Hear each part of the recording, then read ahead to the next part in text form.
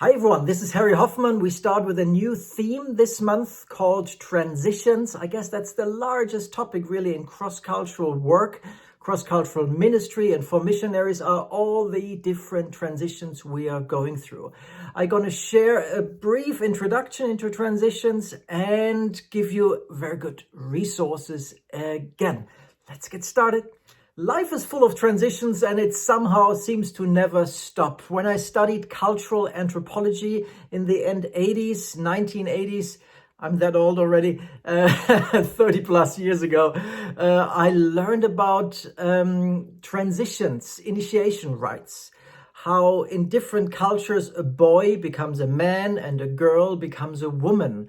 And I still love reading and hearing stories about this from different cultures, as I personally never had this really in my life growing up in Germany. For me, it was not a step by which a group of men took me and transitioned me from a boy to become a man, but instead it was more a self-finding individualistic process by me alone, insecure and unsure how life works, and with all the question how does this work to live as an adult? And I actually remember a British friend of mine in China whose son turned 16 years old. And he had his birthday and he gathered a group of fathers of older men, all expats, all missionaries. And we gathered together and celebrated that son. So the idea was to give this 16-year-old British, well, it was a cross-cultural marriage, a British boy, an experience by older men to be invited into adulthood. And that was a transition that we all did. We prayed for the boy and shared some of our life stories to encourage him and to welcome him into manhood. And as I said, I remember myself, I was totally lost. How does life work as a man? How do you do responsibilities? How do you do transitions? And my goodness, it's no one prepares us for all the transitions that are ahead of us. No one prepares us. So let me list a few of those transitions that are typically we face in our lives. Let me start with the basics, really. My first job, my first love relationship. Getting married is a transition. The newborn child, the teenage child, then the empty nest when the children move out is another transition. Not being able to have children, which is also a transition. Not getting married, staying single can also be a transition. Losing a spouse to death or adultery can be a transition. The death of a child, the death of a parent or grandparent can be a transition. An accident, physical or psychological violence, maybe abuse, is a transition. A chronic illness in the family, maybe spouse, maybe child, maybe parents, is a transition. The loss of a vision. These are the detours that I refer to in the Member Care Foundations course. The unexpected detour is a transition. You move house, you lose a job, you change job, you earn more money, you buy a car. All of these are normal transitions and we haven't even moved overseas yet. Now looking at this flow of care image, the flow of care from starting to prepare to move overseas and then re-entering. We have many transitions that we face in cross-cultural work, cross-cultural ministry. The calling and a new focus. Ending the old, preparing for the new. The missionary identity is a different one to your identity back home. Fundraising and living off donations. Different. Saying goodbyes. Living in a new culture, a new society with new rules. Working in an international team with new rules. My theology gets challenged. I lose God and then I find my God relationship again. Transitions, new status, new identity, being a learner again. For some adult people, they have stopped learning when they were 20, 25 maybe, and then in their 30s they have to start from scratch, learning and learning the language. What does furlough mean? Why is a sabbatical 1 year long and not the Sunday? What is a term?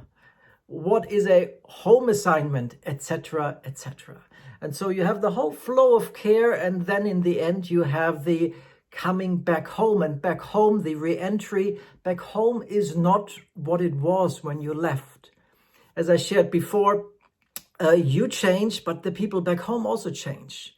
And if you only go for 3 weeks, there is no big change. But if you go for 5 years, for 10 years, for 20 years, your home culture where you grew up in has changed, and you have changed. And the gap in between gets bigger and bigger and bigger.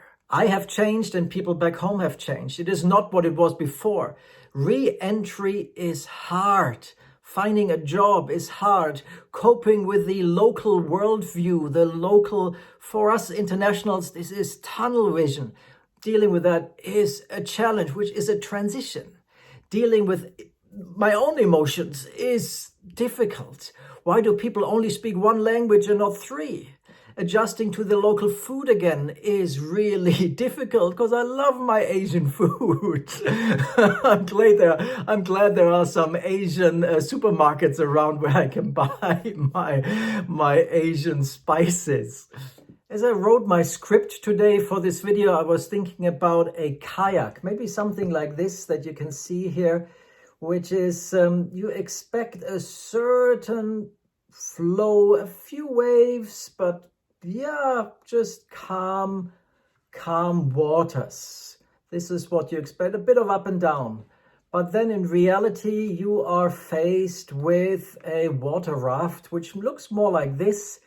And maybe you're alone in this boat. Maybe you didn't expect the turbulences. You paddle along, and then there are the currents and the difficult path. Then there are the stones left and right, and the water comes into the boat, and it is difficult. These are transitions. These are all the difficult transitions we are facing, especially as cross-cultural workers, because we have additional transitions, additional ones that people who stay back home don't have. I want to end with a few resources. This is a good site, Christian missionary resource that you can see here. It's about transitions, returning well. You can click, I will put the link into the handout, and you just can click on these resources and it brings up the Amazon link. And yeah, Returning Well, your guide to thriving back home after serving cross-culturally, after the boxes are unpacked. I mean, this Peter Jordan is a book that has been out there, I don't know, written in the 80s maybe. So it's a necessity to have that book. Re-entry, making the transition from missions to life at home.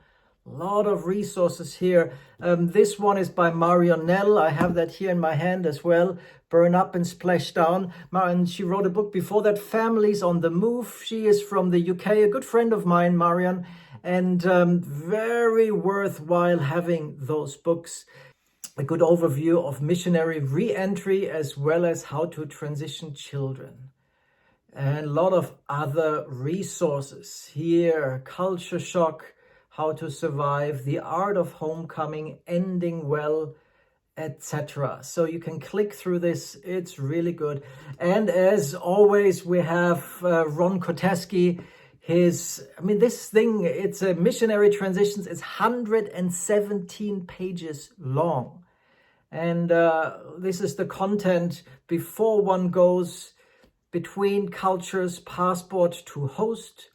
While one is there, host to passport culture again. When you return, re-entry. After one gets back, another term, retirement, final transitions, the final countdown, the final transitions, which is another transition when everything ends and we are welcomed in the arms of God. All right, I hope this is helpful. Next time I will talk about re-entry, in particular re-entry and the issues there, and then also move towards how can we actually assist as member care providers those who re-enter and those who transition. All right, I see you back next time. Bye for now.